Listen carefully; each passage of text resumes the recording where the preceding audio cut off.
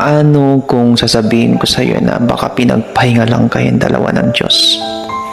Siguro pinaghiwalay mo na kayo pansamantala. Hindi dahil para maghiwalay talaga kayo, kundi dahil para magkaroon kayo ng space at oras sa sarili nyo. Paano kung naghiwalay kayo para ma-realize nyo lahat ng pagkakamali nyo, at kapag nag-comeback na kayo or nag-meet kayo ulit, ay mas sigit pa dun sa past nyo ang mangyayari sa inyo? What if pansamantala lang kayo na mag-set apart para mabigyan nyo ng oras yung sarili nyo to rebuild yourself, to regain the lost energy noong mga panahon na hindi kayo okay, nakakalabuan na kayo?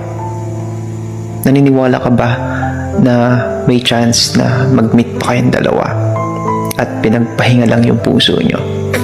Sometimes, sa isang biyaheng malayo, kailangan ng stopover, kailangan mag-rest ng konti, tapos laban ulit.